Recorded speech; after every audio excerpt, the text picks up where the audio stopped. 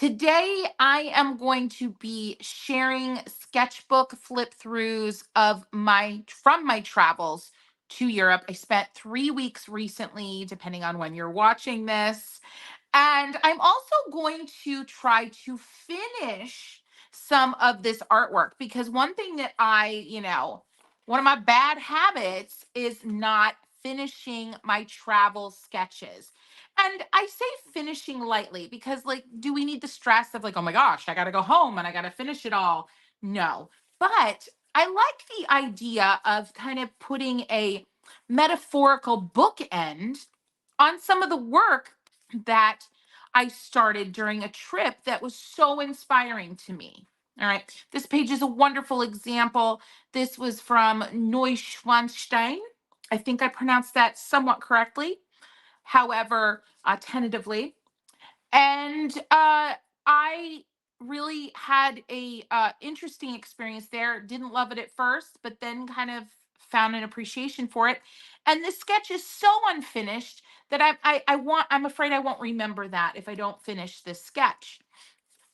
And then another example of a painting that I started, a more less a sketch, more a painting. I did two that were more evolved while I was over there. Most of the work I was doing was sketchy. And this one was when we were at Kukenhof. Kukenhof, you like that pronunciation? I'm trying to be fancy. No, I'm kidding. I'm just trying to be silly. Kukenhof. I think it's actually the emphasis is on the in H. I don't know. I'm sure you'll tell me. I'm sure the internet will tell me. And then this piece was inspired by when I was in oh my gosh, Rothenburg, de Tauber. I think it's Eau de Tauber, something like that.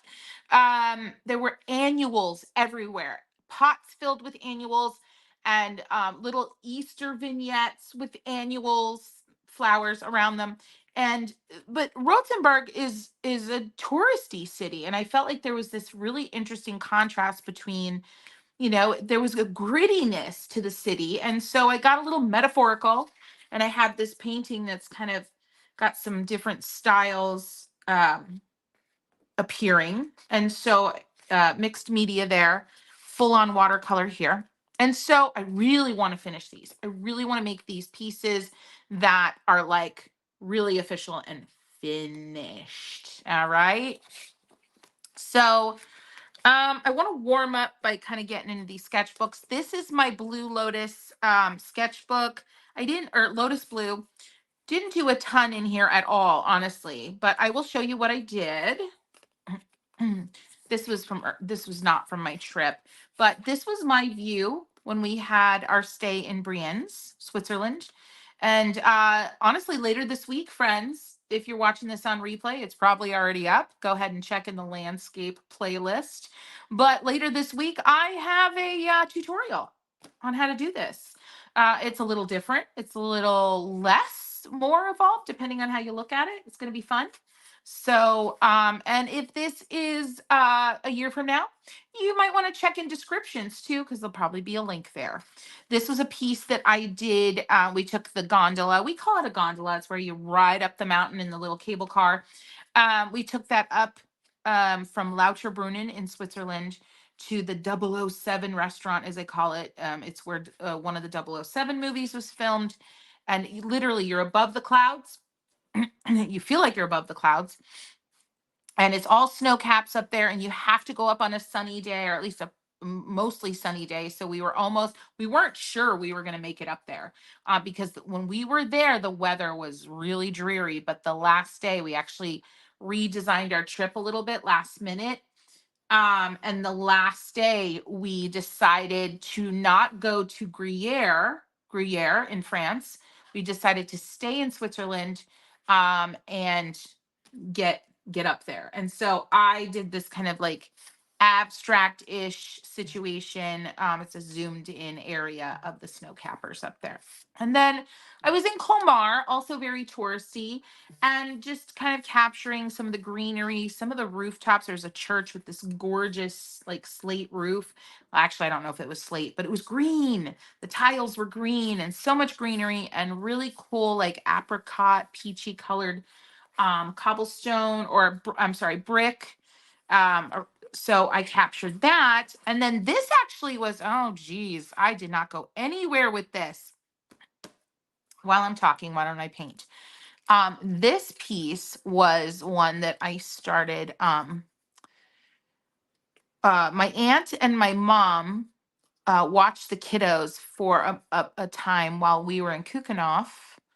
And my husband and I just kind of walked around and looked at exactly what it was that we wanted to look at. And this was a tulip. And it was in its kind of late blooming stage. Wonder if I can find a photo of it.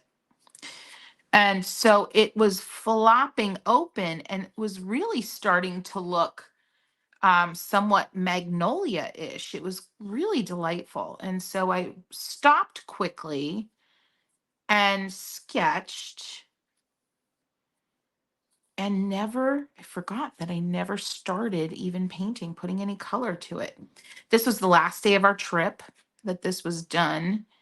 And it was mayhem. If you watched my stories about this trip, you'll know. And on the last day, I made a mad dash for a wind-powered paint mill that I had found out about just that morning. And so there was a lot of chaos on that day because I discovered that paint mill and found out about it. And I was like, I need to be there. I need to arrive there before I leave this country. And I did. I did. I did. And there's going to be a video about it coming up fairly soon, relatively soon. All right. A little bit of first wash is there. And let me see if I can't find a photo of this beautiful thing doing its thing so you can see where I was inspired from. And maybe you want to take a screenshot and try it out yourself. Okay, it was on Kukenhof Day. Let's see. Was it this one? Might have been. Was it? No. But look at these. Aren't these gorgeous? Now, I'm in the right area. I'm definitely in the right area. There, look at, you want to see something funny? This is hysterical. So I found these parrot tulips and I was obsessed. I just got to play this because my husband was taking video of me and I at first didn't know it. So, so here I am. Why won't this flip? There we go. Look at me. I'm like down on the ground. Look at my glass. My phone does not have Zoom. My husband. This is the coolest tulip in the whole place. Anywho, I digress. Oh, here. I think these were it. This is what inspired me. You know, when tulips they really are at their end stage before the petals start falling to the ground. That was one of them. That was like a windy shot. And then, yeah, I'm wondering if I didn't even get a full-on shot of what I had painted. That's a bummer. But anywho, that gives you a general idea of like where my head was at. I'm just gonna get a couple more layers on this. And then I do remember when I stood up, there was some kind of tree blooming and I started to sketch it. See how I'm recalling these memories? I love that. I love that I can recall these memories. There's a really beautiful minty green already on my palette that I want to paint with. Look at that. Isn't that gorgeous? I don't know when that's from, and I just dirtied it up. Let me see if I can recreate that because it's really pretty. How did I make? Oh, look, and there's red going into it. Dang it.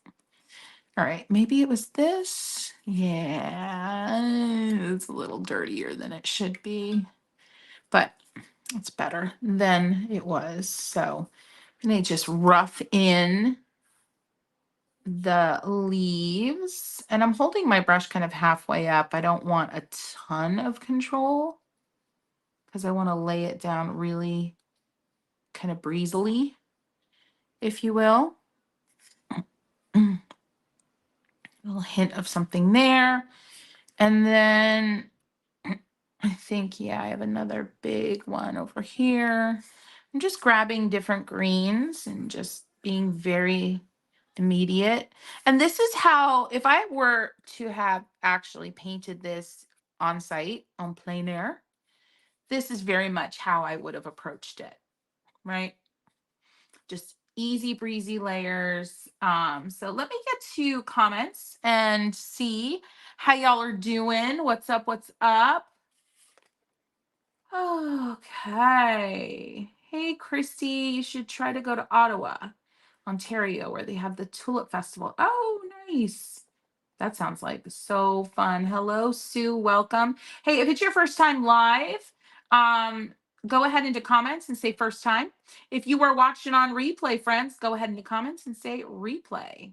And if you have a question as I'm navigating this live, friends, please go ahead and put a few question marks ahead of your question. It's a lot easier for me to see that kind of in the chaos of a live where at times there's a lot of comments coming through. And so just go ahead and put question marks in your right before your questions. That would be super dupes helpful. And I'm going to try to connect this. Ooh, my camera's being weird. What is it doing? A little hint of brown because this was more branchy than anything. Yeah. And then let's wet that a little bit, give it some more shape. So I'm taking my kind of just staccato like marks and kind of blending them out with some clean water to make them feel more branchy. There we go. And then some lifting. All right, very nice, very nice. Talk yourself through it. Hey friends, if you are just joining. Okay, so I was answering a question. Are Frugal Crafter and I still friends? And we are still extremely lovely and cordial, and all is well. We are what we were before the review situation, and that was just kind members of the same art community. And yeah, it's all good. Absolutely no hard feelings. Yeah. And then there was a lot of the grape hyacinth happening, so I was just adding a little hint of that.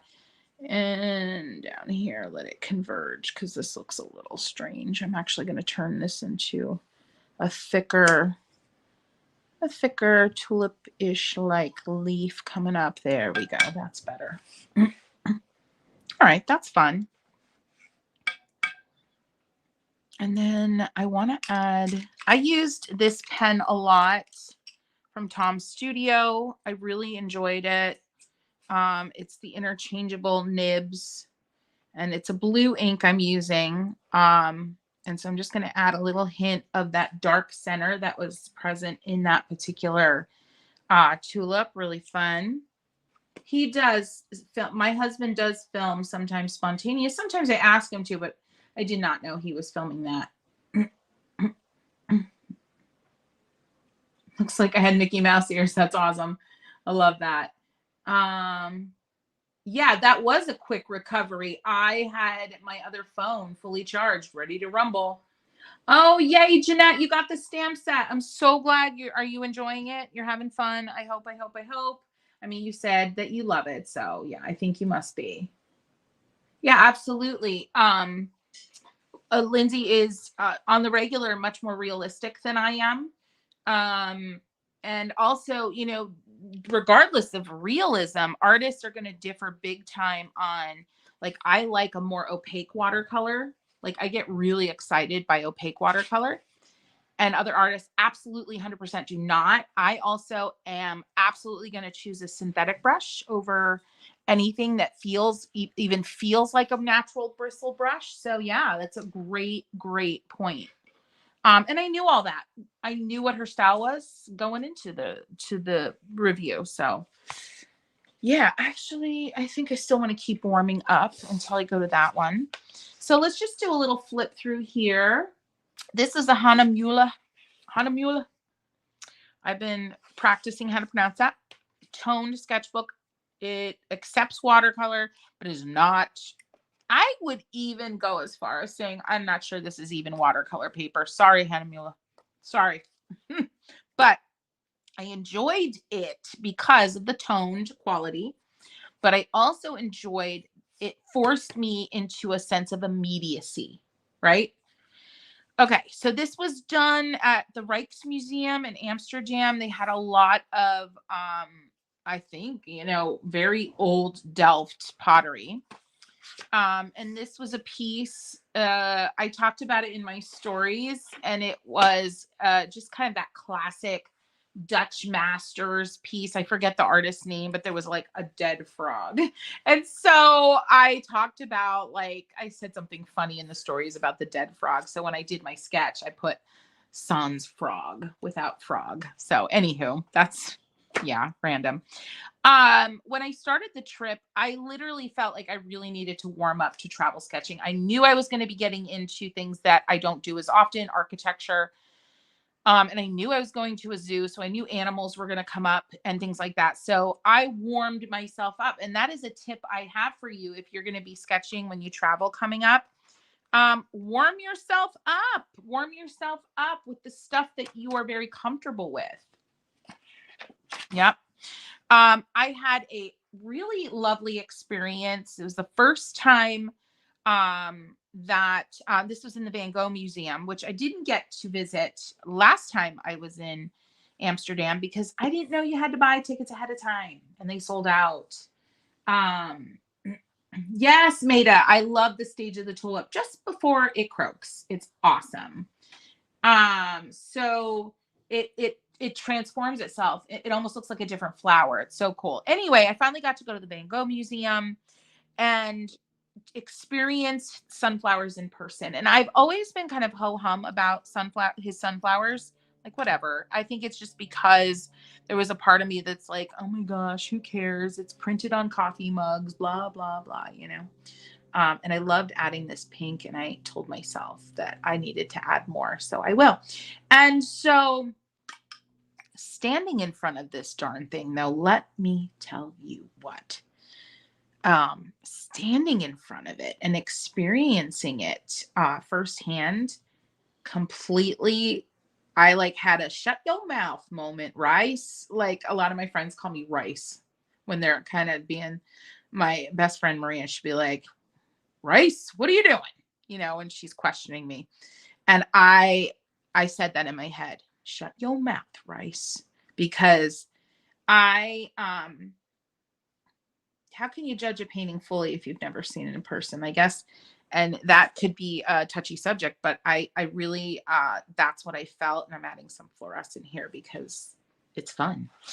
I can't yet put into words how I felt seeing this piece in person. There was just layers of emotion somehow in these silly sunflowers. So thoroughly, I just stood there, thoroughly enjoyed myself and just stood there. I felt, and you know me, I am not an art history museum person. And I was enamored. Anywho, friends, remember, you can ask questions. You can ask questions that have nothing to do with what I'm painting today.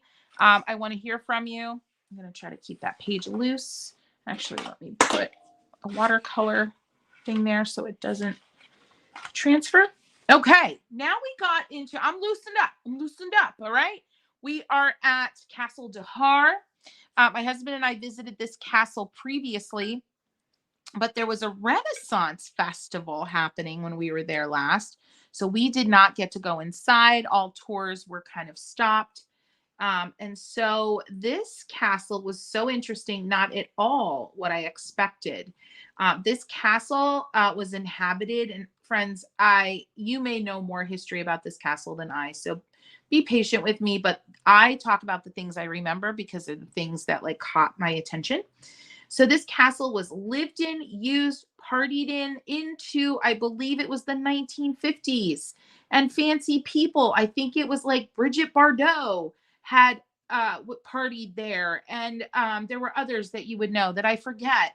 And like one of the rooms, so like the main sitting room was so so traditional and so what you would expect of a castle. But then there was like a ladies' hairdressing room that had like, you know, hair salon hair dryers in it. And it was so interesting. And they had a lot of photos on the wall from some of these epic parties. And I believe the family that owned this, they really only came in the summertime and had these like epic kind of parties that would just meander for long times. And it just sounded just delightful in ways and kind of annoying in others. I don't know if I'd want people in my house that long.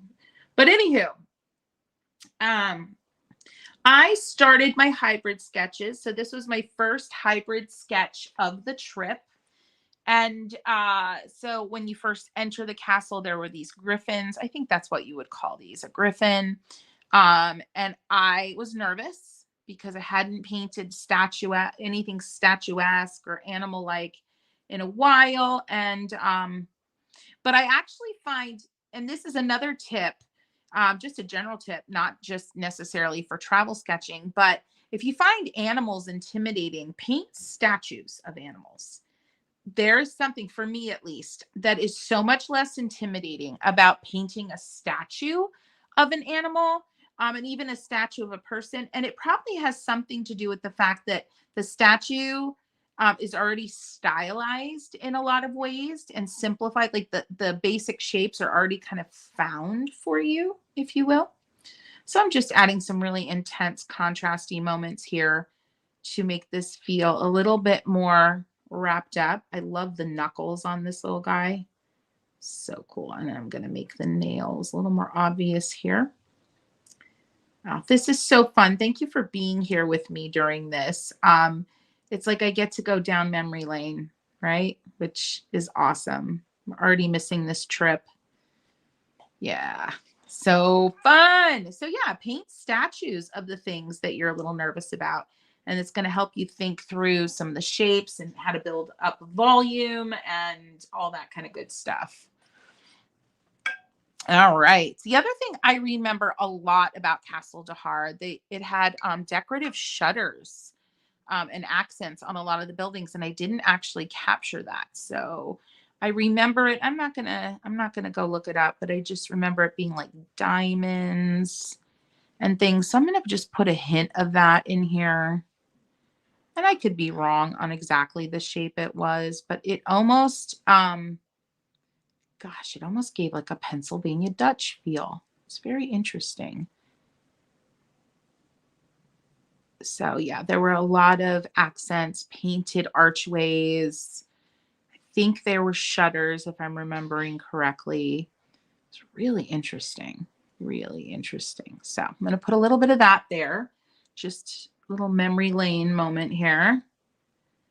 And I'm actually going to go down a little further with that. I'm using my number 12 round from my Free From Fear brush collection. It holds a nice amount of paint, which is nice right now because I want to get that good coverage. I might add a few, just something like that over here from what I remember. And let me show you a picture of Castle de Haar. I think that might give you some context of kind of the decisions that I'm making here. I can't show you a picture of Castle de Haar yet because my phone is dead. Actually, I can, and I am going to share my screen after I bring up a shot of Castle de Haar. Let's see if I remember. Oh yeah, I remember how to spell it because it's right in front of me. So just bear with me, friends. Castle de Haar. Remember to get those questions coming. I know a lot of you are watching, and I know you're also having really fun conversations in the chat section, which is so cool.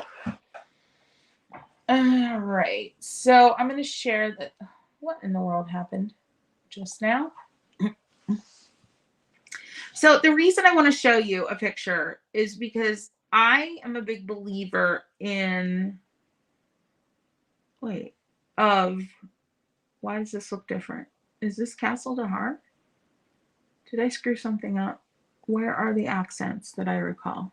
There they are. They're just really tiny because the photo is zoomed out. All right, let me show you this. I'm going to share the screen. There were little shutters painted red and white. And let's get some white in here quickly. You know what?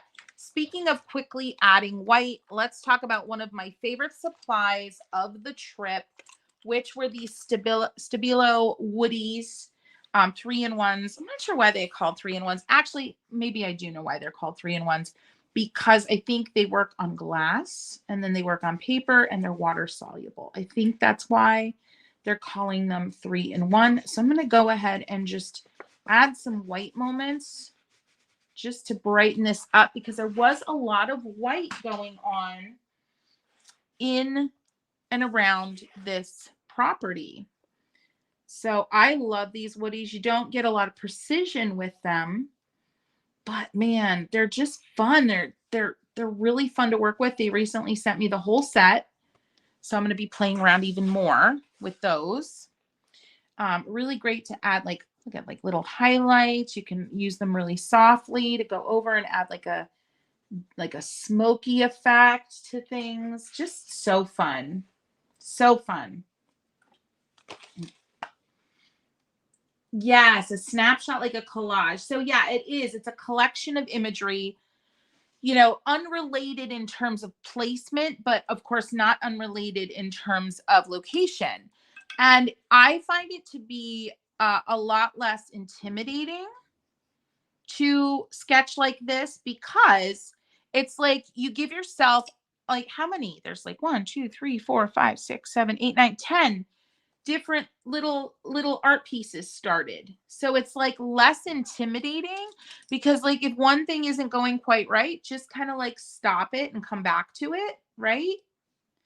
And then you can work through it and come back to it later when you're feeling a little bit better prepared to maybe finish the griffin, just as an example, right? Yeah, I'm going to make my griffin a little more grinny. Give him a grin. Hey there, buddy. I really like him, actually. I do. This was like a wallpaper or a ceiling. I get so drawn in by ceilings and wallpaper. There's always so many like frescoes and different things in these castles. So I'm just going to add some white behind it. This wasn't the castle. There was one castle we maybe end up talking about where the frescoes were almost all original. And I've been trying to research. I asked while I was there. They said a lot of the frescoes in this castle were all original and needed very little touch-up work. And I'm thinking, what are these walls covered in arsenic or something? What is happening here? But I really don't know. And so moving on, this little phrase was in the main sitting room that was like the very traditional room that looked like it was frozen in time. And I think it was in Latin. It said, "To the most knightly of knights." And I just thought that phrase was just darling. It probably has significance that I'm unaware of and I don't know about. All right, moving on down. My husband scheduled us this little river cruise, which was so cool. And it cruised us on down the Rhine in Germany, and we just kept seeing all these. Some castles were in ruins, some castles were still functioning and you could tour, but on this cruise you got to like eat food and view castles as the boat went by, and it was so fun. And I was like, how am I going to capture this? So I decided to do an imaginary land where all the castles existed in this gorgeous one, like, vista. And there she is. Yeah. I'm happy with this one. I'm not going to play around with it too much. Okay. Louise. Lynn's? No, it's not Louise. It's Lynn's. It's Lynn's with my very bad handwriting. We're going to come back to this one because I don't remember what we did in Lynn's besides the fact that there were half-timbered homes. Let's get some brown into the half-timbered homes, but I need to look back in my phone because I want to get some color on this, but I don't remember. I'm drawing a blank. And so this is another reason these hybrid sketches are fun. You can start in pencil and do what you have time for. Just lay out the basicness of it in pencil and then come back to it later, right? Love that. All right. And you can capture a lot of different imagery in one kind of session if you just stick to the one medium and then come back to it. I'm not sure the reason. I don't recall the reason I didn't get any paint on this. I typically will do less drawing and get paint on it quicker. But I don't know. I think I was enjoying the patterning. I believe this was a castle. There, I believe there was a lot of frescoes. A lot of frescoes. So just kind of getting this in here. But Linz was a town. So I'm trying to remember. Maybe it wasn't a castle. Anyhow, can't remember. Can't remember why I did what. But this is kind of pretty just with the brown of the timbers. So half timbered homes, I didn't really know what they were called until I started researching our trip, are those kind of quintessential German, and they happen in Eastern France too, those half timbered homes where you see the kind of skeleton of the beams on the outside of the home. Yeah, that's Christie's history lesson version. I'm sure there's much more detail to that, but I don't know it. Anyhow, that's fun just to see that. That's inspiring. It's got like a chinoiserie kind of vibe. All right, let me see if there are any questions. Okay, let me see. Question, are those paints crayon oil? I'm assuming you're talking about the woodies. They're water soluble. They go on like crayon and then dilute like watercolor. If I have no idea how water soluble works on glass. I have not tried it.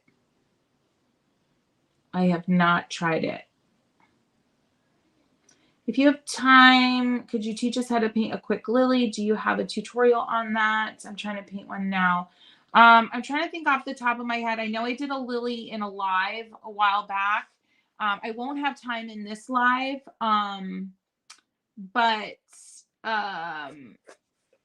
I'll definitely keep it in mind and add it to my list. Oh yeah, white pens that continue to work on watercolor paper. That is rough. And in a super fine point. Yeah, that's why getting comfortable with the 000 and the medium of your choice is really awesome. Wax base, not oil. Okay, just getting through the questions here, see if there's any more. Okay, cool. All right, so I'm gonna let this one go as my phone charges. This one I called done. This was a castle called Berg Eltz. And I really enjoyed it. A lot of frescoes from what I recall, a lot of frescoes. And then I remember this was a little snapshot of a stained glass room. It was a dining room. It had a ton of stained glass. And this is still Germany, I believe, if I'm remembering correctly. And this round stained glass, I mean, the little round glass panels were probably about that big and then repeated within a frame. And they said it was only the most wealthy of wealthy that could afford that style. It was very interesting. And this is called the Rose of Silence. And it was in, it looked like almost like a small ballroom type room. And I thought that was lovely. It was above the door. Reichsburg. This, I did, there was, this was more, I'm trying to remember. Honestly, I think I did this all at the castle, that castle in Reichsburg, and I can't remember what it was called. This was an interesting word, and I'm calling this one done. I was on the struggle bus with this one, and I'm not going to put anything more into it. My favorite spot, though, is right here. I really love this. I remember this wall. This wall was so beautiful. It was like this baby powdery blue, and it had gold filigree painted all over it. And anyhow, this word build, our tour guide, he wasn't my favorite tour guide. He was a little quick and just rushing, but he talked about how in early Christian days, you know, obviously a lot of people didn't know how to read or write. And so that's why you saw so many pictorial type representations of, you know, the stages of the cross and different parts of the Bible, because you had to find a way to communicate these stories to folks who otherwise wouldn't understand. And this word build was I believe, a German word that kind of spoke to that, that there's knowledge and power in the visual, in artwork, and how artwork could be educational. And I just love that word. And I want to research it more, because I'm sure I am woefully generalizing it, but that's how my mind remembers it. And I really love that. I really love it. So it's B-I-L-D. B-I-L-D. And I love that it's like a synonym, right? Same word, different meaning. I don't know. For, you know, build, like build a house, build. Yeah, I love that. Love that. All right. Okay, this was one of my favorite castles, and it might just have been my favorite. Okay, let me do this. Hohenschwangau. This was Mad King Louis. I think it was Louis. So the gentleman who built, or tried to build, Neuschwanstein, grew up in Hohenschwangau. You know, the just puny little castle at the bottom of the hill. And this castle was fantastic. It was smaller. So much painting going on. When we first walked in, there were these gorgeous little yellow flowers. It was like little yellow clusters. They almost looked like berries, but when you got close, you saw that it was round before it popped and bloomed, and just so pretty. If anybody knows what the heck they were called, let me know. I love them so much. And of course, the swan. The swan was his favorite animal. So swans appearing left and right. And then I just started a little bit of architecture. I walked into the courtyard before our tour, and this was what I saw. And the castle had, from a distance, it looks like a Naples yellow. It looked like a Naples yellow castle. So I'm just going to add a little bit of white, and then I want to show you how this works. And let's see if it'll pick up any of the color underneath. I don't know if it will, because like I said, this paper, weird. But let's see. Oh, my brush is dirty. Oh no, it's picking up the pen. That's what's happening. But yeah, it's still blending, and it's still picking up some of that color, which is nice. And another reason I really like these, very immediate kind of feel to these woodies. And let me see if I can pull up color. I've seen some of you now, you've been using your Daniel Smith watercolor sticks like this. Still don't understand those dang things. I don't get it. I don't get it. If it's a stick, you should be able to draw with it and then activate. I don't get it. I don't get it. Why would I shave off slices of a watercolor stick? Why wouldn't I just take my pans? But maybe I need to have a chit chat, give a little email, a little call to the Daniel Smith people. And so maybe they can explain it to me, because now I'm curious and I want to know. There was more of that stained glass going on, that round stained glass going on here, which was fantastic. Oh my gosh, a random swan landed in your yard. Whoo, that is cool. Oh, Eltz is your favorite too. You were stationed in Germany for 3 years. You're taking me down memory lane, listening to you sharing this wonderful place. Oh, I'm so glad. I'm so glad. That is cool. A random swan landing. Yeah. Thank you, Nessa. I'm glad you like the style. It's intense. It's intense. Okay. This was from Neuschwanstein, and this castle did not impress me at first. It actually bummed me out, but I got over it. And in the throne room, there were these pillars. I think it was in the throne room. Yeah, it was in the throne room.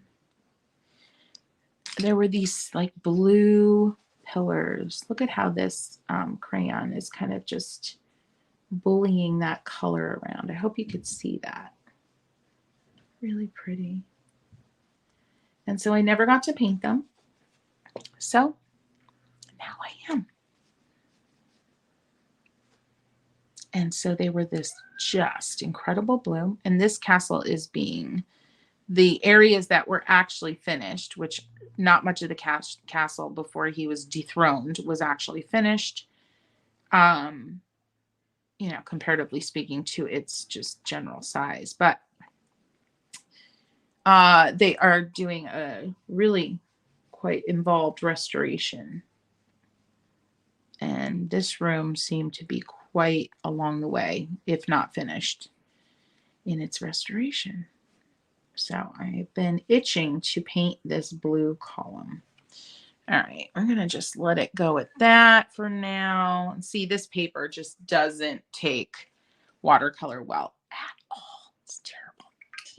But I used a really thick layer there. So I've got the Primatech, that's what these are called, right? Primatech Gold. And I know that I have to let that kind of juice up and soak up. And then the top of these pillars, the decorative, what are these called? Cornices? No, I don't know. Were really beautiful, intense gold. Like 24 karat baby is what it looked like. It was wild. Almost looked like a gold. Oh gosh, my brain just went. The little papery stuff that's very thin.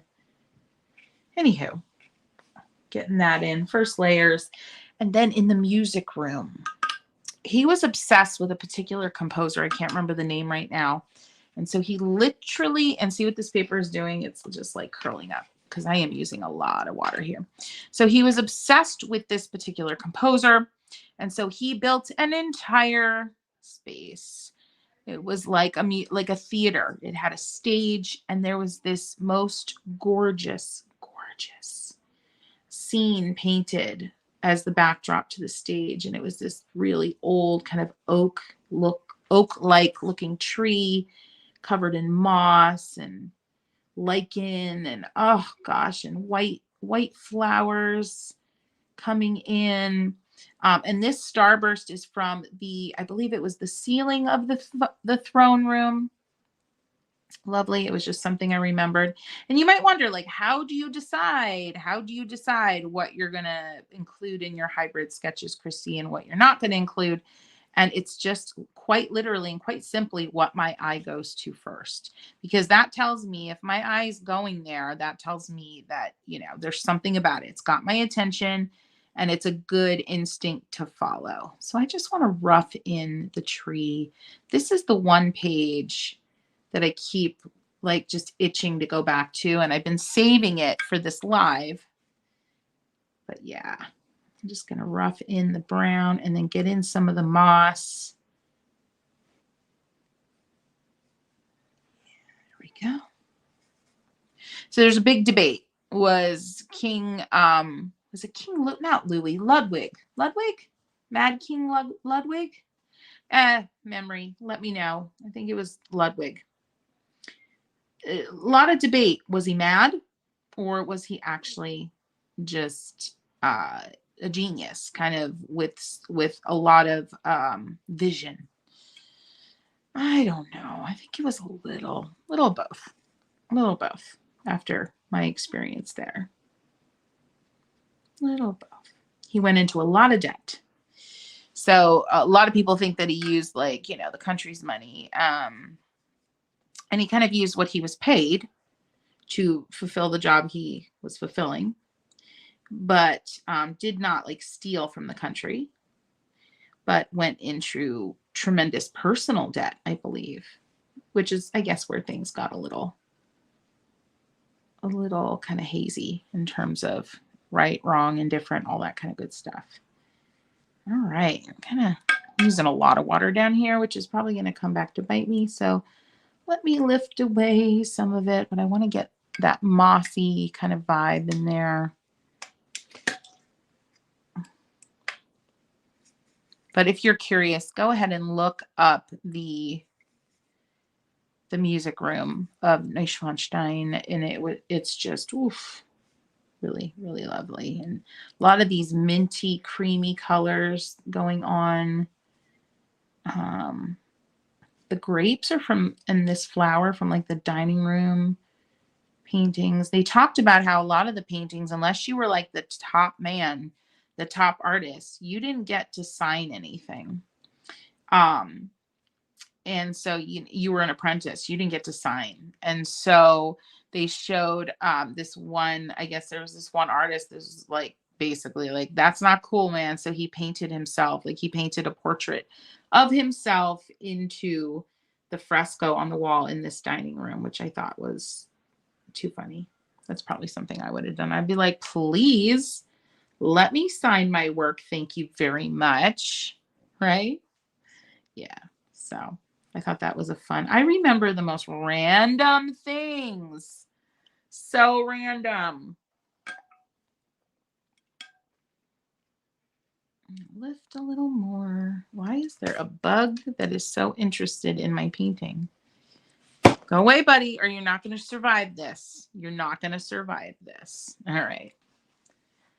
Let's see about Ludwig. Okay, yeah, thank you. Just like to spend money. He loved the French ornate style. At least that is what the tour guide said. Thank you. Thank you, Elizabeth. Question, do you sketch at each location or take a photo or trust your memory? When I really got in my groove on, I was sketching at each location, but also always taking a photo. So if I were to add to this, like actually add structure, I would have to go to my photos. Yeah.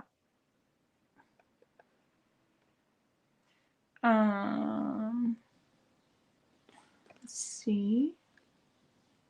Crazy King Ludwig. Yes. Loved Wagner. Thank you, Wagner. Thank you. Gold leaf. That was the word I was looking for. It felt very like gold, very much like gold leaf, which I haven't represented here yet.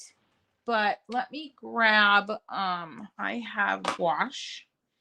This one is Holbein, and this one is antique gold. Let's see how this does for me. This is very like tinny yellow. But can you tell I'm not a huge fan thus far of Primatech? I don't get it. I know there's a whole bunch of hoopla about it, but maybe I'm just missing something. Maybe I don't know how to use it. I don't know. All right, I am working straight from the tube here. I'm using my number 6. Cat's tongue, right? I was like, I always have to check myself. For some reason, I can't remember the number of this cat's tongue. I designed the stupid thing, but I can't remember the number of it. All right, that is going to be nicer when this underpainting dries. Yeah, I think that's going to work nicely. So I don't know. I feel like this needs to come up here. I'm working from memory. That was probably a bad decision. It's okay. All right. I'm going to lift out some of this gold because it's dingy and I don't like it. And hopefully it'll dry quicker. And who knows if I'll make it back to this today. But, you know, it's all right. It's all right. It's all right. Okay. And the blue was much brighter. And I think I want to do a gouache, go over it with some gouache.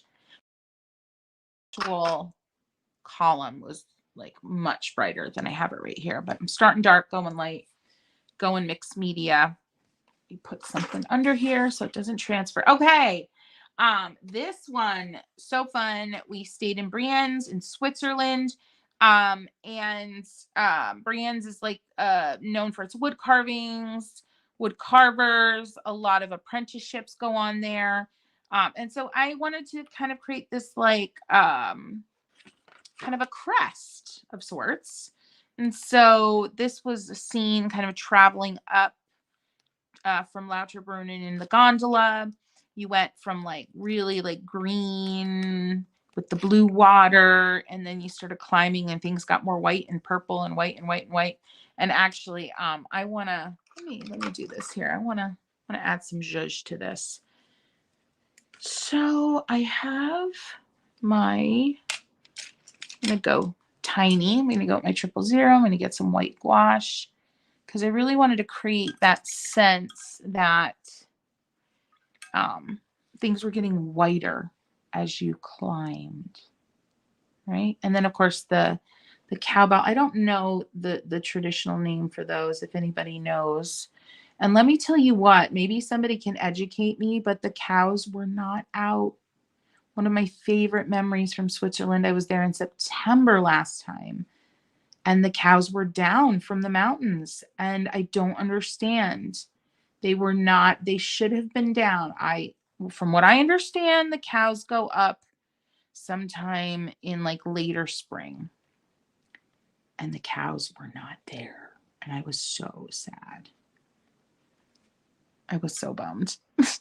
You know, it's silly, but it was just one of my best memories of hearing that just clanging of those beautiful bells they wear around their neck. Yeah. Call me crazy.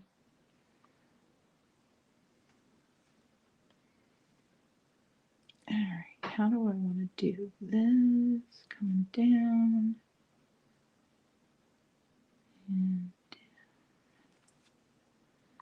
And as the days wore on, as I was sketching more architecture, I found myself really hitting my stride and feeling so much more confident with it all. Yeah. It was very freeing. It was very really good for my like creative brain and just building a little confidence with things that I don't paint as often. Yeah. Up here, add a little something. There we go. And I want a little more white coverage on this mountain. Really give a sense of that cliff face there on the left-hand side.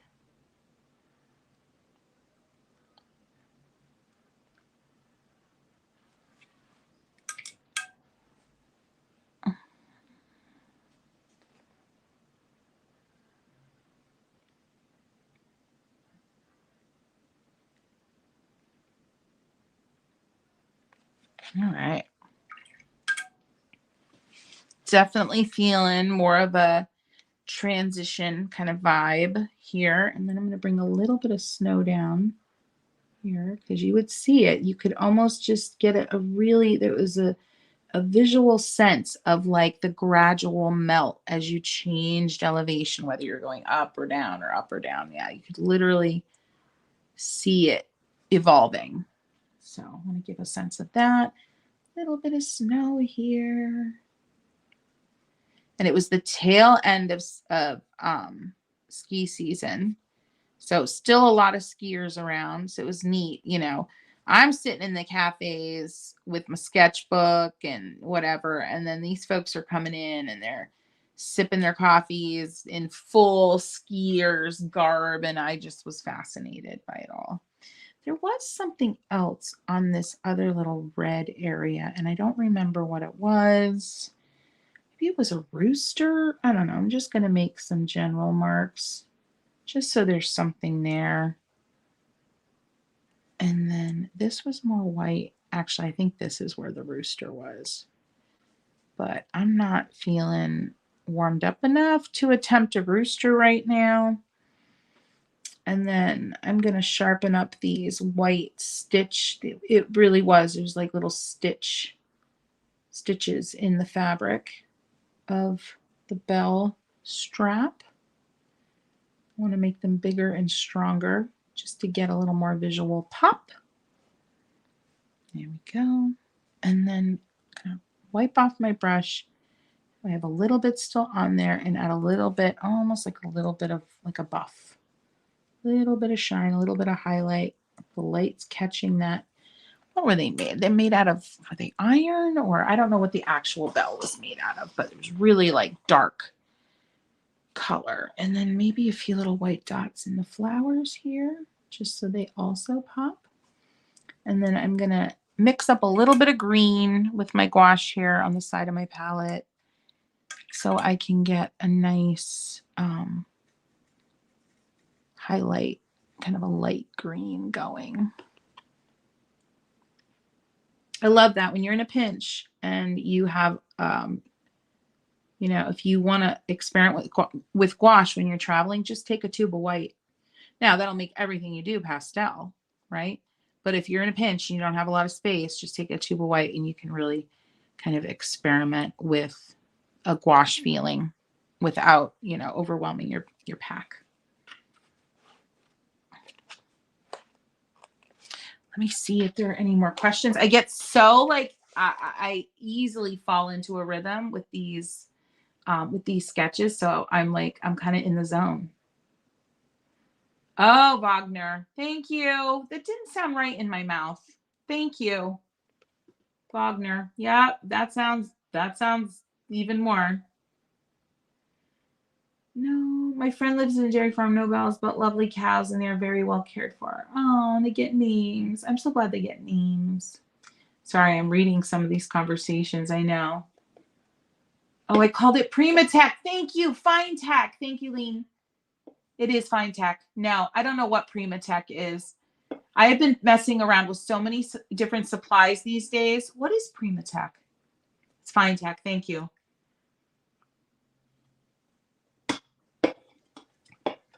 You know, Lean, when I was playing around with those, when I was touring these, didn't I make that discovery, and now I've promptly forgot it, that you need to really, really get the water on there.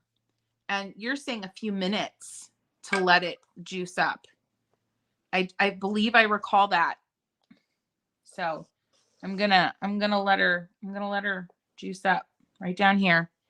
Because I believe you, because I vaguely remember having that experience. But it's a little disarming. You know, I like a softer watercolor. I like that juicy factor to happen quickly. I'm so impatient. Shame on me. Okay, I did pick up a set of Caran d'Ache gouache pans that I told you in the last live, which we'll get that link down in the description if you're watching this on replay. Hopefully it's there. In love, just quickly, because I adore working with gouache straight from the tube. I prefer not to let them cure and re-wet. It just doesn't have the same vibe. However, that doesn't fly too well for traveling with gouache, because like you're gonna have to, you know, like fill your entire little baggie with your tubes of gouache. No, it doesn't work. So I purchased this set on a whim, and it's heavenly. It's these re-wet, and you can let them sit, and they juice up to the point that you can get some really nice textural bits of paint out of them. And it's a good option for those of us who love gouache, who might want to travel with gouache, but don't want to travel with tubes. I'm going to put it over here, a little bit of the white, and grab some. And I chose my this Blondie palette because it was in pristine condition inside, and I didn't have to do any work to have a nice mixing surface. So just getting some highlights on here. Yeah.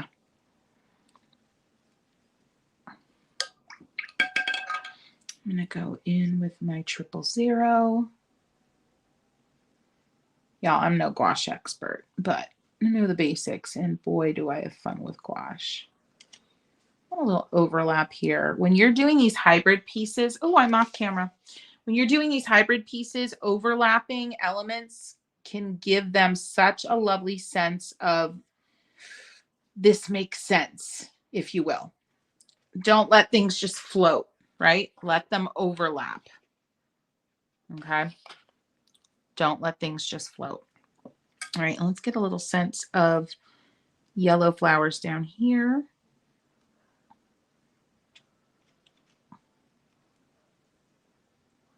Just a little patch of it to draw the eye. Oh, it's so fun to finish these sketches, friends. I'll be honest, I've never done this. Once a trip is over, I rarely look back. And I really felt like I wanted to change that habit, and I feel vindicated in wanting to do that. Just, you know, just in the short time we've been together so far today. I'm going to put a little something out here, and then I'm going to add a little leafy situation there. Cute. And then another one over here. All right. Anywho, she's not done, but she's evolved, and I'm okay with it. Taking a look at comments. Friends, if you're here and you're watching on replay and you're having a good time, would you go ahead and give this video a boop? And friends who are here live, a boop at this point would be super, super, super awesome. And I'd appreciate it so much. Virginia, I see your comment about granulating karatake. Are they the Japanese pans? Like what have I missed? I need to know. I need more info. I need more info. Let's see. Let's see. Questions. Any more questions that I missed? You have the box, but no paint. I'm assuming you mean the Caran d'Ache gouache. Oh, Primatech is the Daniel Smith. Right. Thank you. Thank you. Oh my gosh. Fine tech. It's all got a tech on it. Never used gouache, scared to try. Elizabeth, I have a live where I paint a fellow YouTuber's tutorial, a gouache tutorial. It's one of those mystical landscapes. It looks like we're on the Shire, Lord of the Rings, like Hobbit, like a Hobbit kind of situation. You might enjoy that because I'm not a gouache expert, but it's so fun. Yeah, Nessa, gouache is definitely going to have that, like, you can see it here. This is dull. It's got like a chalky finish almost. Yeah, you didn't do anything wrong. All right, next up, I cannot remember the name of the waterfall right there in Lauterbrunnen, but this is it. I just kind of studied it for a few days and admired it for a few days, and then did this abstract and really enjoyed it. Used a fountain pen, used the Stabilo. I used gouache. I was in my gouache moment here on the trip for sure. I was using lots of gouache. This was all gouache. And we were on our way. This is what it's called, the Schilthorn. Peas Gloria is the restaurant that spins. I believe that's the name of the restaurant. And you have your James Bond brunch. And they give you this. They put it on your arm. It's hysterical. And you walk around with this thing on your arm. And for as long as you have this thing on your arm, you don't leave and come back, you can eat. And the food was delightful. I had the most awesome muesli and yogurt of my life. I love muesli. Anyway, and this is on the way up to the Schilthorn. And then while I was up there, that's when I painted that other scene. I'll just give you a reminder. I went to this sketchbook and painted this scene. This was from the Peas Gloria James Bond brunch. Yes. So literally the restaurant just spins and you're like, yeah. All right. I've been looking forward to this. This was from Colmar. I painted a lot. I got the sketch refined, but I never evolved it. And so I'm going to get out my Lamy fountain pen. I bought this somewhere over there and had a wonderful time with it in a lot of my sketches. I love the hand feel of it. Uh-oh. There we go. Get it reactivated, get it going. And so I've been looking forward to getting this inked up. So hang out with me while I ink this up. Please, please, please ask me questions. I am here for it. I want to hear from you. Ask me unrelated questions. I won't have time to get into full-blown tutorials about other things today. But if you have questions about travel, if you have questions about supplies, about anything else, let me know. Anything that I can do while I'm talking is great. Yeah. White gouache for snow and waves. Yep. Tammy, hello. I'm so glad you're here, friends. Say hello to Tammy K. We all know Tammy. She's been a friend here of the channel for quite a while. So glad she's here. Some of you might even be traveling with Tammy coming up later this year. I know she's got a travel workshop coming up. I forget where it's at. I think it's sold out. And then I'll be in the south of Spain. I've got a couple spots left. Anywho, that's what came to my brain, Tammy, when I thought of you. So sorry for the impromptu sales pitch there. All right. So, very driver. Okay. I love these conversations that are happening in the comments section. Love it. Okay. So Virginia says yes. Kiritaki okay. Kiritaki Gamzi, is that what it's called? Called the Aurora set. Amazing, but you have to get it really wet. Are they shimmery? I'm just curious because of the name Aurora. The opaque watercolor set by Pelican with a K has round pans, often marketed towards kids as well. Very good and sometimes very cheap. Oh, I saw them. I saw them all over in Europe. Does Pelican also make like really like chunky brushes for kids and stuff like that? I feel like I saw them and I almost bought one and I wished I had now. Kiritaki has a granulating set of paints. Beautiful. But I gotta know, are they shimmery? Is that why they look granulating, or are they actually granulating? Thank you, Sketches and Scrubs. Okay. Gonzi Tombi came out with a granulation set, 5 pans and an empty pan, but they're more like dual tones. They need lots of water. Wouldn't call them normal granulating watercolors. Okay, Aline, I'm gonna buy them anyway. So thank you for that. Hey, Tammy Ward saw Tammy K and said, hey, the Tammys say hi. So funny. I'm actually not funny. Hey, first time live. Welcome, Jane. I'm so glad you're here. All right, I'm going to get this inked up. So this was Colmar. So if you remember, I did more artwork than I normally did in one town. So I did this while sitting in a cafe, sitting across from the church that had this cool roof. But you see it appear again here because I really loved it. And if you look back in my story archives, come on now, there we go. You'll see I actually include it in one of the, I was doing like little grids of images that inspired me throughout the days in different towns. And this was one of the images that really inspired me. I did as much of a close-up as I could. This pen is not flowing quite right yet.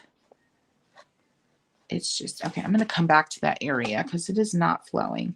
So this is something I do. I pencil sketch first, usually when I'm doing this style.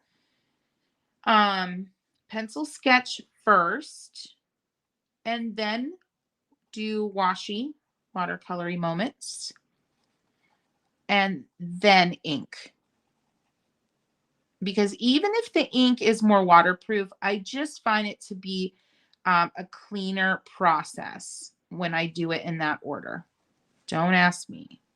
Because like, right, if it's waterproof ink, it shouldn't bleed and it shouldn't muddy the waters, so to speak. But I feel like it does sometimes. I don't know what it is. So I love that order. Sketch. I don't do a lot of detail. If I want detail, I bring it in on the inky part. And then watercolor is just one layer typically. Very messy, very immediate, very get on with your life type of a style. And then anything I want to tighten up is done in this phase. And I don't know what these flowers were. They were like a lilac color and they were kind of all pointing downward with like little fingers as petals. And they looked like little upside down umbrellas almost. It was very interesting. But I couldn't figure out what they were. And it was like a tree.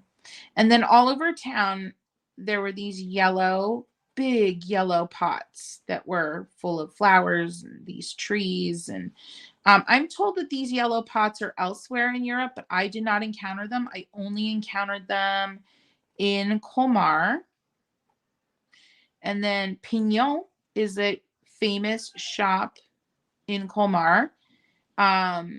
Kind of more of a cheesy like souvenir shop, but they decorate their building. I think they change it up. Is it once a year or twice a year? And like their building is just super cute. Like it had big flowers and hearts all over it. Like I'm talking like, 5-foot wingspan flowers on this building and stuff like that. So I actually ended up buying a couple things in the shop because while it's, I shouldn't say cheesy, but they have some of the typical like magnets and key rings and thimbles and all that kind of stuff. But then they did carry some little bit more traditional souvenirs. And I was actually able to pick up a couple things. They had a couple cute like ceramic ornaments that were made in France. Probably not made in Colmar, but they were made in France, so that was good enough for me. And pretty greenery. I made this greenery super electric-y and kind of fluorescent. Fun. I love being free and letting my pen just dance, but at the same time, it's picking up some of the paint residue, I think, because it was gouache. And so it's clogging up my fountain situation here.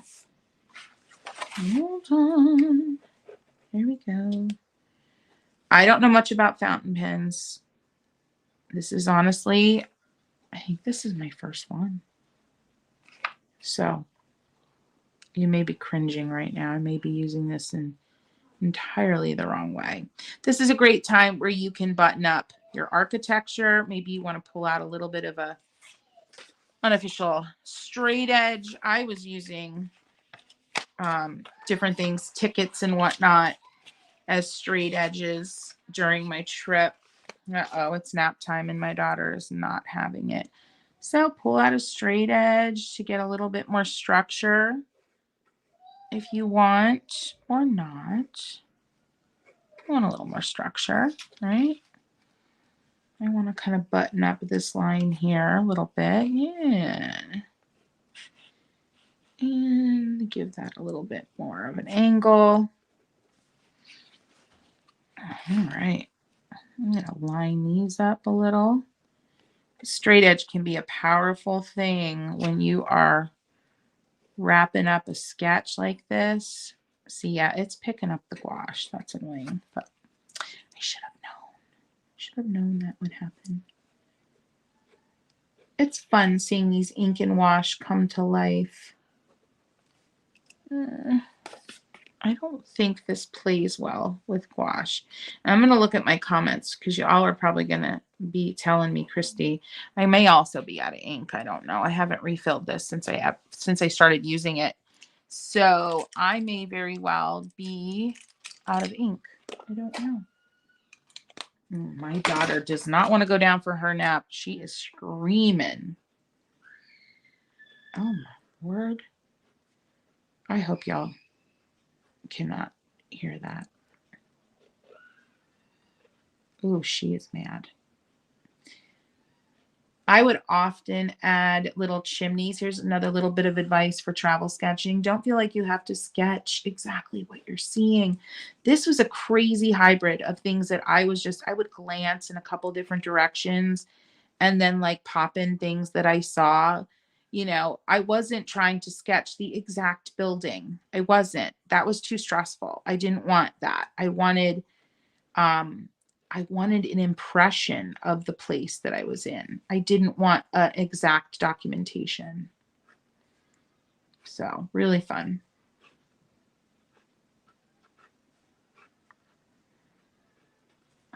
Some more of that half timbered stuff going on. Get those clouds filled out. The Sharpie's working. I'm a little bummed. I was excited to use my fountain pen, but I also don't want to take the time to refill it or troubleshoot the issue right now. Little light bulb. I'm pretty sure that's not what the light bulb. I added that light bulb. I actually couldn't see a light bulb as I was sketching this, so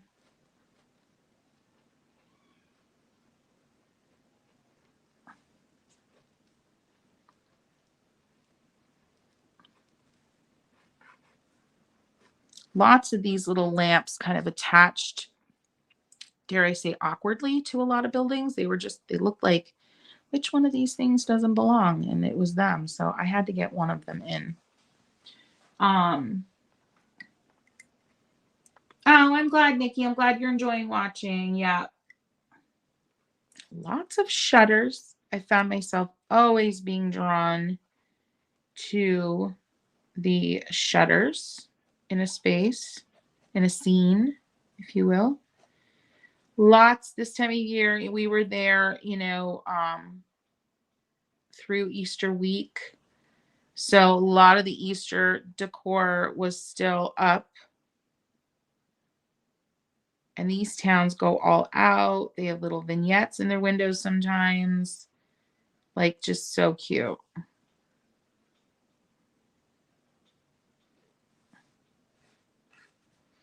And you know what? If your perspective is off a little bit, don't sweat it. That's called quirky. That's called fun. That's called personality. You're not doing, I mean, why do we travel sketch? I have discovered over the years that travel sketching while I'm traveling, I daily sketch more when I travel than any other time in my life. And I find it's a way for me to process experiences. So are you here to make masterpieces and finish works of art? No. And you're like, well, why are you so worried about finishing these, Christy? Well, I kind of just feel like it. But yeah, I find travel sketching to be a place where I more easily allow myself. Now I've learned how to be less hard on myself and just let myself have fun with my artwork and not be so fearful of the result. But travel sketching can be a really great place to, you know, get yourself more comfortable with the messiness of your art. Because, you know, when you're painting in a cafe or you're painting in a field somewhere, or you've got your sketchbook propped up on the windshield, you know, or the dashboard of your car, you have no choice but to just like lean into like it is what it is kind of mentality, because things are whopperjawed and things are messy and the perspective's off. I just traced that really bad, or I just did the straight edge on that really badly. But it's okay. I'm going to keep going. And I'm going to make this area down here, as your eye kind of fades into oblivion down the street, I'm going to make it more sketchy, more abstract. Still might put a few hints of like antennas. And then this was Little Venice. This has become a really insane Instagrammable spot that I wasn't terribly impressed with. But I tend to be, I've learned over the years, the Instagrammable spots tend to be a little bit of a letdown, because number one, because they're just so daggone crowded. Yeah, I much prefer to find a spot that hasn't been discovered by Instagrammers yet. And then when I do find one, especially really good ones, I don't reveal the location. All right, so this is the stork. I think this is a stork. That was something that reoccurring imagery. This is the, I think the stork is like a bird that represents out the Alsace region of France, which was the region we're in. And this was inspired by a logo, or actually wasn't a logo. It was an image painted on the wall of a really famous like meat and cheese shop. Oh, look what I did. Darn it. I'm just going to have to make his neck skinnier over there and do something else here. A lot of leafy moments. I mean, it was just coming on spring when we were there, so there was so much flora. So much flora. It kind of looks like the bird's got a leaf coming out of his behind, but oh well. Or maybe it just looks like a leaf is becoming one of his feathers, or vice versa. And then there were these little padlocks that you could buy and write your name on and clip onto this fence here. I did not do that because they're just not my jam, but I thought it'd be cute to sketch one in, right? Why not?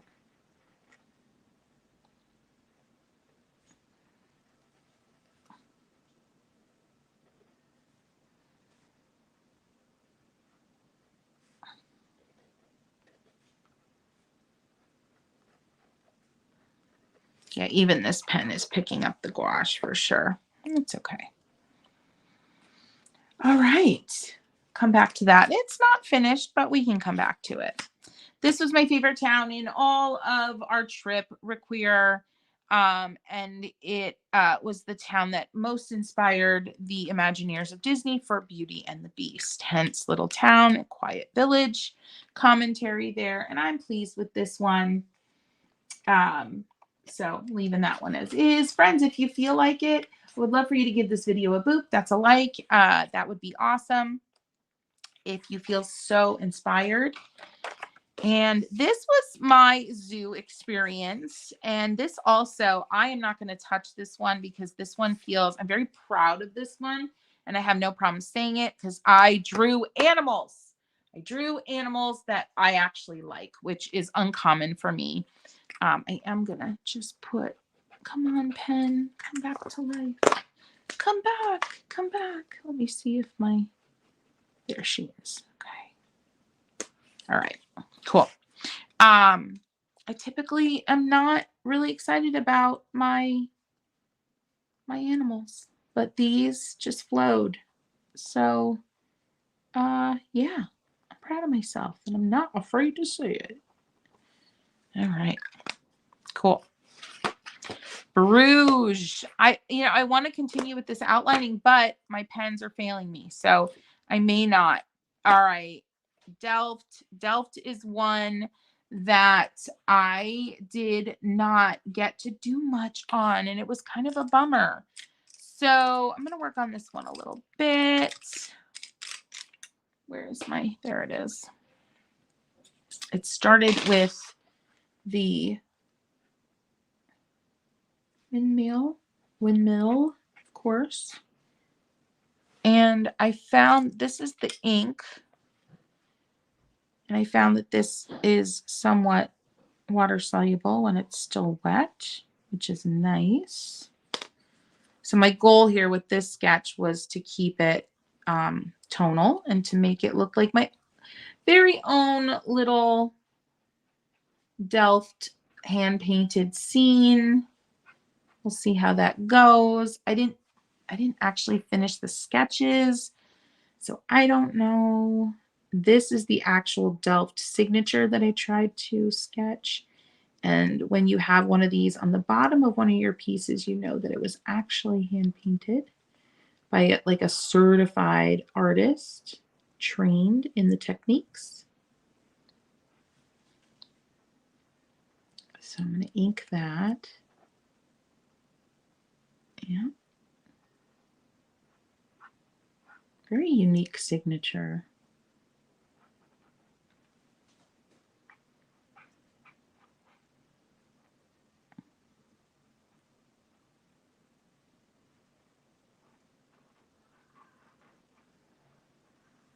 Okay.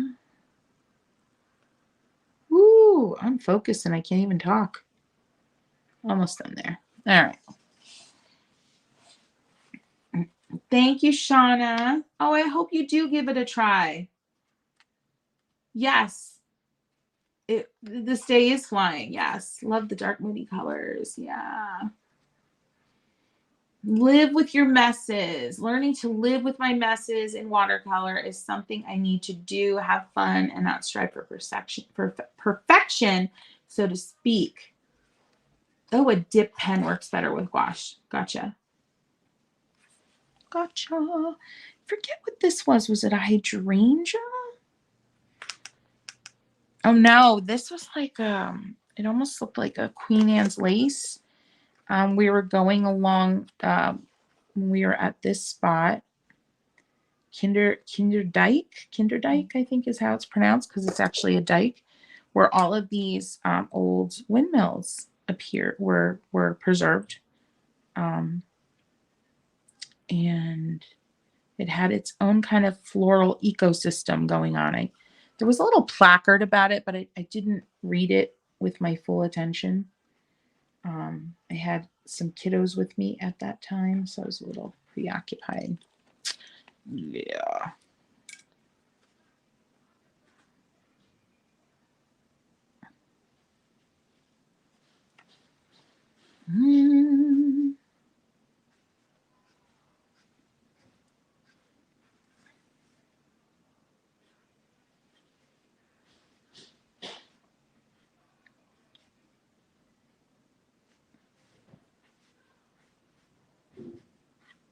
these windmill, what would you call these? Paddles? I'm not sure what these are called. They looked so, what's the word? They didn't look strong. They looked kind of rickety, if you will. And so it's like, oh gosh, are they going to just like fall off? But, you know, I guess they know what they're doing. Not I. I know not a thing about windmills. Not a thing. But yeah, they look pretty. Well, you know, they're getting battered by the wind. I don't know. I probably wouldn't look too hot if I was getting battered by the wind every day.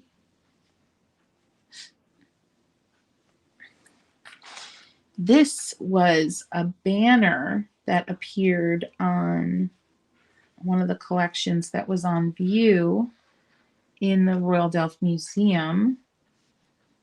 I loved it. And then there was a font used. Now, it was handwritten, I'm sure, and then fired. And I was trying to like recreate it. It was very round.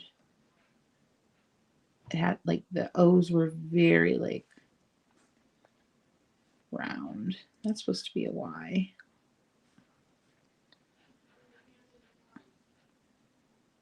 Anyway, Royal Delft.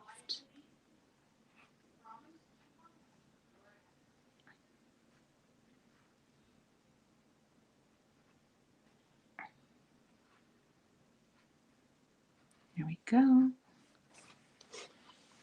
Anyway, this piece, I want to work on it so much more because, oh, maybe I just need to do like a more finished piece. Actually, let me sketch this in. Oh, there's just so much artwork, so little time. So much artwork, so little time. Right? Can I get an amen? Can I get an amen?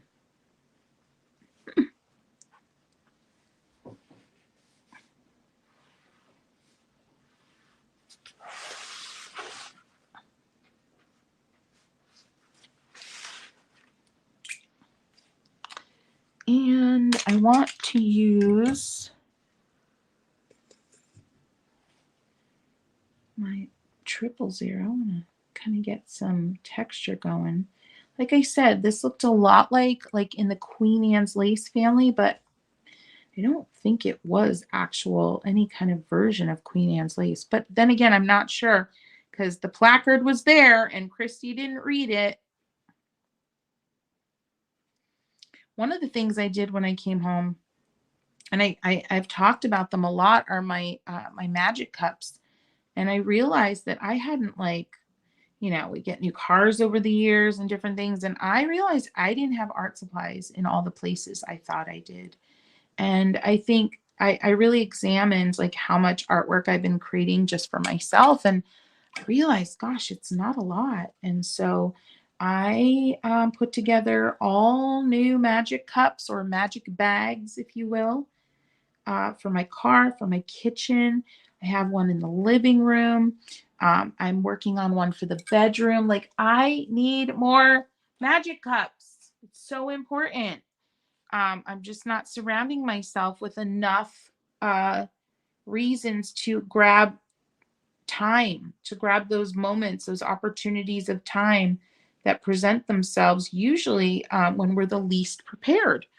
And so I realized I needed to get on that. And so yeah, I did a magic bag for my car. It's huge. And I'm super excited about the fact, like, it's got everything in it, man. I've got what I need in that bad boy. So do any of you actually, have you ever created a magic cup or a magic bag, just a little vessel full of artwork or full of art supplies, so you're kind of ready to rumble whenever the mood strikes you? Do any of you have one? I'd love to hear. Love to hear.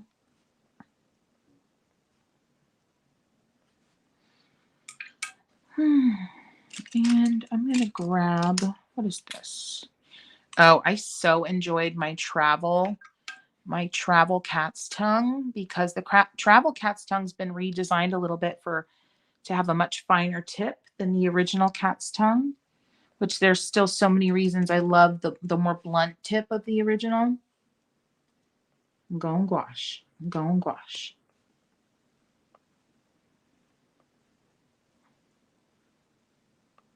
But I got so much use out of this on the trip.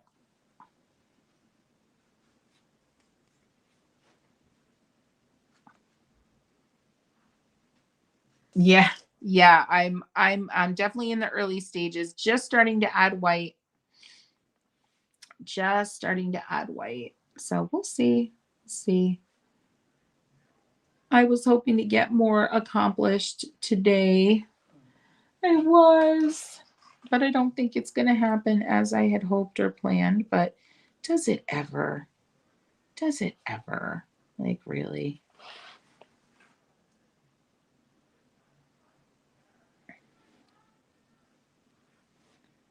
Getting those white moments in there. And you might be wondering, Chrissy, are you actually mixing white gouache into your like pure watercolor palette? And I indeed am. I'm not afraid to do that. I don't think it's for everybody. I would probably, I do is I will kind of clean, I will stick to one area and then I will clean it. And I try not to contaminate my pans with gouache, even though if I did, it's an easy fix. Yeah, super easy fix.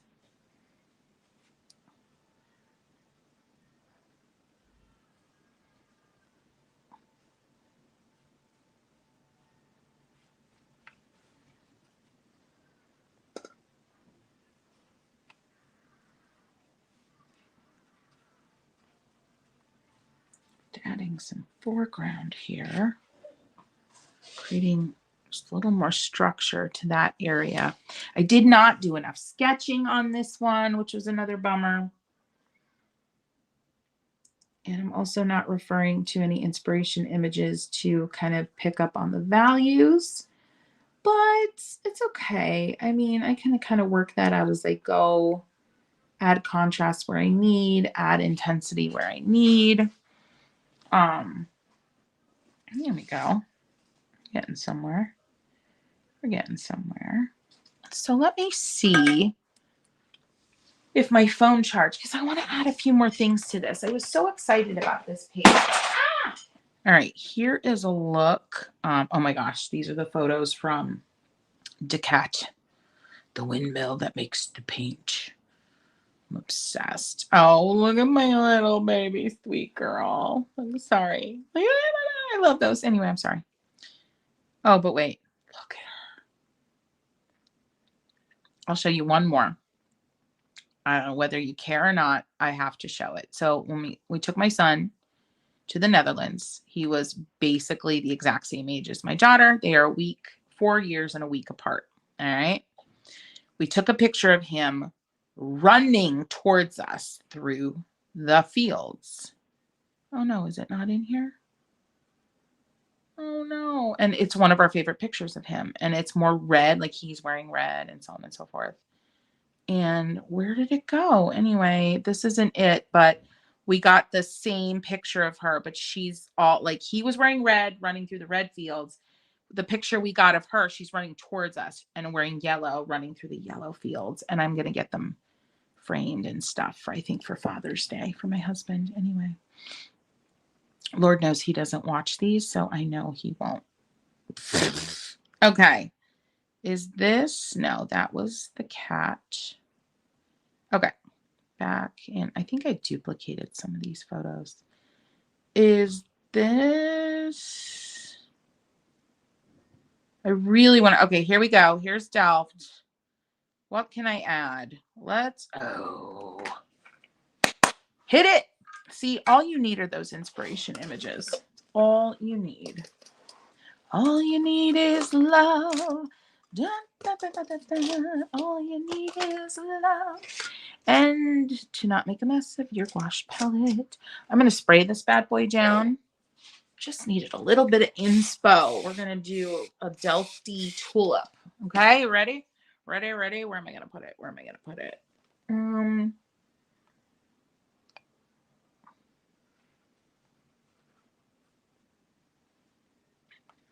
Ooh, that's lots of water. We don't need that much water. And now that's all green. So now I need new white. Okay. And we're going to just swirl it over. Oh, there is so much water dripping from the ferrule. What is happening? Boo. What in the what? In the what? What? All right. Cut it out. Now, cut it out. Cut it out. It is still dripping. I don't know where it is coming from. So weird. Does your brush ever do that to you? And you're like, what is happening? It's like got a life, just taking on a life of its own. All right. All right. This is our kind of base point. This is our base of the tulip. I promise you. You're like, what is she doing? And then it's kind of like both sides, the base, and they're kind of twirling into each other, kind of like that. Super fun. Okay. And then we're going to swirl it down, and we need a little, what is the stem doing here? A little stem. All right, let that dry. What else? What else can I pull from this little inspiration piece? Okay, so there was an orange period. Was it some family that inspired or that commissioned? Does anybody know about the edition? This gouache is Karen Dash pans. Love it.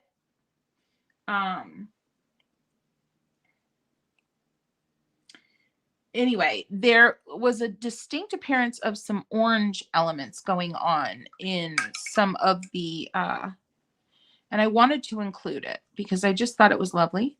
And so I'm going to. So we're going to do a couple of these little oranges. And yes, I just contaminated my pan. I don't care. We're going to do them here. And they're just these sweet little simple circles. And another one here. And then there's like an outline to them, which I think is precious. Leave it at that. I also like these very abstract like birds. I don't know if I necessarily want a bird in here, but let's give her a go. It's very purple. And you'll see my pans are quite dirty, but then I will sometimes come along and clean them up. And am I being very specific about the shade of blue I'm using? No, I'm sorry if that's icking you out. I don't mean it, but I'm just in the blue family. So I'm just going to do like an abstract of these wings. I mean, do I want a body? Maybe I do. Maybe I do. Let me get back more into this blue. Look at that. Isn't that fun? I could do an outline just with this. I'm telling you what, friends. This travel brush shape that I developed with my manufacturer is the bomb. It comes to such a fine, this cat's tongue comes to such a fine point.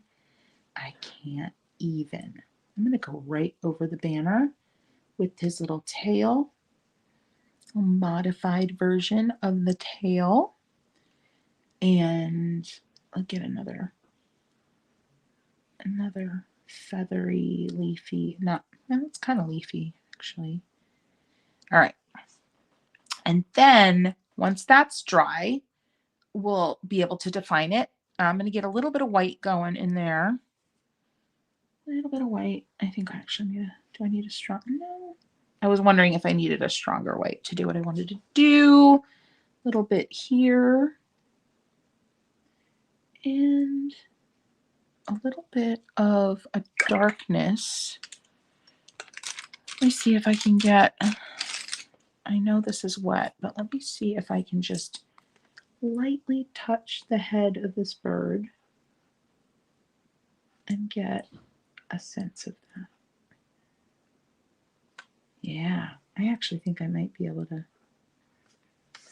go in and get this going now.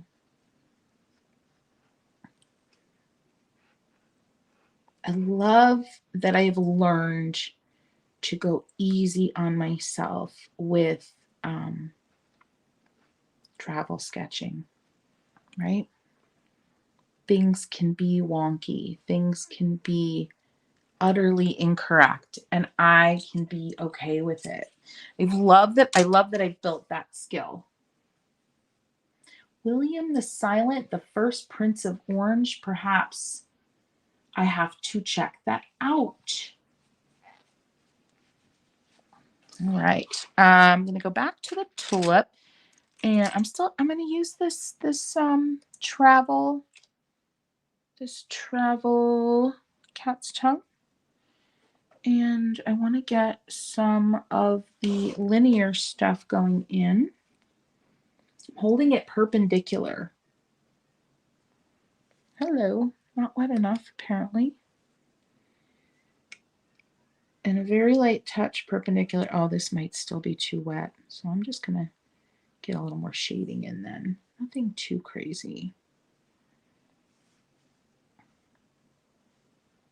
Oh, that's still very wet. That's surprising.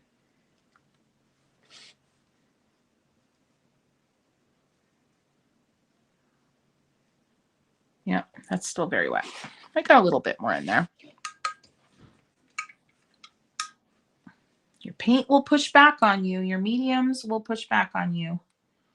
My son lost his tooth in Amsterdam. Or I'm sorry, in Delft. Yeah, see how there's like orange stuff. Really cute. And see, this is that font I was telling you about. You see that?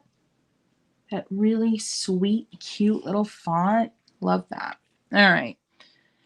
This was the leafy stuff I was trying to recreate. So let's get in here and get the dark moments in here. And then I'm going to go in and connect them with some line work, some liner brush stuff.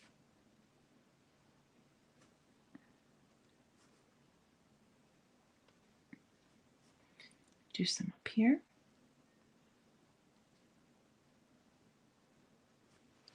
All right.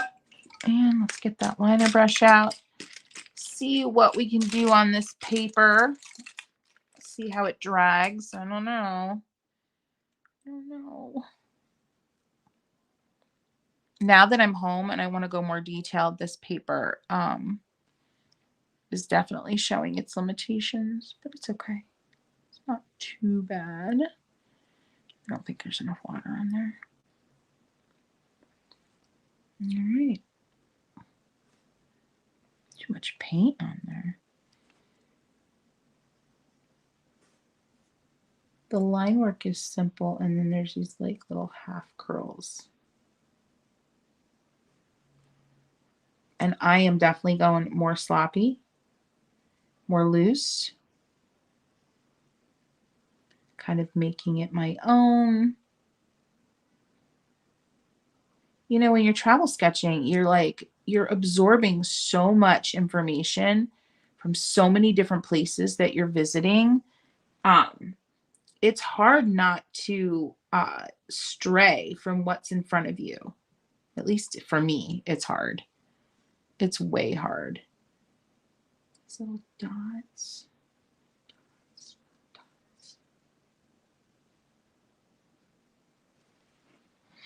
And again, for me, I'm not a documenter of the visual. I'm a documenter of like the experience and the feeling and the all that jazz.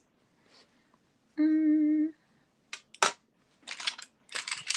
having fun with this one, but this one I could be on for ages.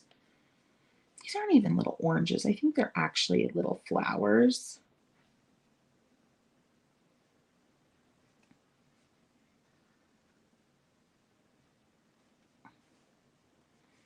And they also were connected to like these sweet little vines. Things are just starting to run together. I mentioned this in my stories as I was sharing my sketching process with you during my trip, that you really have to be okay with the ugly moments with these travel sketches, because they are fast, furious, and plentiful. They hit you hard. They hit you often. And so you kind of have to be okay. You not kind of have to. You definitely have to be okay with it.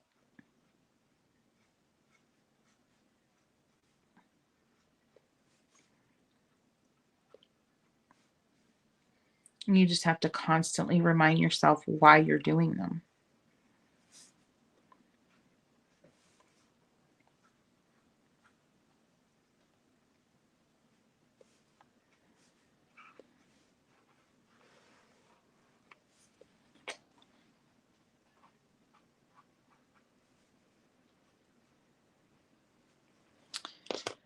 Then I have a wet brush over here, and I'm just going to blendy, blendy, blend. Look at how that blends. So I've got ink, I've got gouache, and I've got watercolor, and it's all moving and grooving on the page. Isn't that fun? I actually think I'm going to make this solid here. Continue building up my my crazy wild tulip. All right. That's fun. There's so much space to fill on this one. So much space to fill. Part of me wants to go from here. I'm kind of itching to create my own Delft composition, like more like this. That's what I'm that's what I'm like leaning towards, like to start afresh on white and create something like this. Shauna says the orange color that's present throughout much of Delft or Dutch culture is a nod to the royal family, which is made up of members of the House of Orange. The dynasty dates back to 1544. Awesome. That's right. The House of Orange. I remember hearing that. I remember hearing that. Thank you. So helpful. All right. I'm going to move on from the Delft, but who knows? You might see that appear in some type of situation. So this one I really love, but I never got to paint. This was from Kukenoff, and it was just, you know, just a conglomeration of tulips and the big, they also had big pots. They were gray at Kukenoff. And yeah, it was fun. So let's just quickly block in some of this stuff. And this is the other thing with coming back and quote unquote feeling that itch, that urge, that desire to finish. And I'm gonna finger quote it, to finish, because here's the thing. When you come back, life starts up again, right? And so I don't want you to develop this like, oh my gosh, I suck. I didn't finish my sketches, or oh my gosh, I've got to make time to sit down and finish them all. Because let me tell you what, dear friend, it's not going to happen. You're not going to sit down and finish them all. Look at me. I even said in the title of my video, I'm going to finish all of my travel sketches. Yeah, right. I didn't, right? And I probably never will. But just sitting down to do a quick, like, boopity boop boop along and fill in some color into a sketch you really love. Let me tell you, it feels good. I'm glad I'm doing it, even if I don't, what? Finish.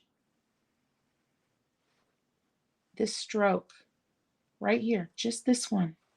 So satisfying. And is it going to finish anything? Nope. But it's satisfying, and it's bringing me back to those moments.